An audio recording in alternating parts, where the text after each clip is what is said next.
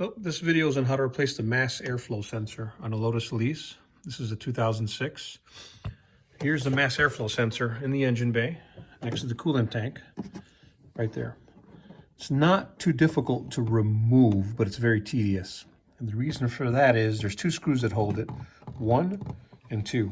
The regular Star Phillips screws. But the issue is that bottom one. So this one you can take off, won't be a problem. Screwdriver fits in here. Down here though, this hose is in the way for that one there. See, that's all you get. So you might be able to get it out, but when it comes time to put it back in, the new one, you're going to lose that screw. I guarantee you, because you have to align this thing. There's a little gasket, obviously, where the sensor goes in. Hole's not perfect. It's just a pain in the ass. You might be able to do it.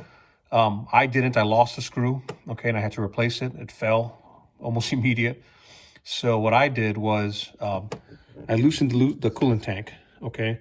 You got 10 millimeter here, and then an 8 millimeter down here, right there, somewhere under here. It's difficult to get to, maybe with a wrench, but you're gonna be fighting it. Luckily, I was doing the L2 sensors, so I was able just to do it from the side here. I took out the plastic panel that goes over here, okay?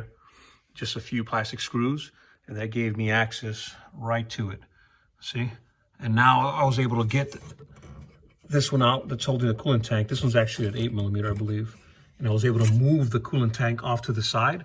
And from right here, it was very easy to do it. So obviously you gotta take out the plastic panel. That kind of sucks, and the wheel if you're not doing any other work to it. But I was already doing it. I mean, it's just a pain in the ass. You might be able to do it, but like I said, I lost that screw.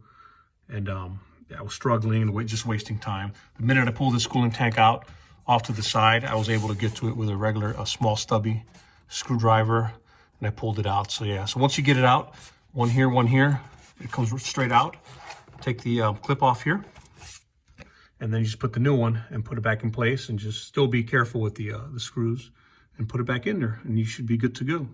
I did another video on the parts that I bought for that off of monkeywrenchracing.com. You can look at that and you see what part number and the price that I paid for.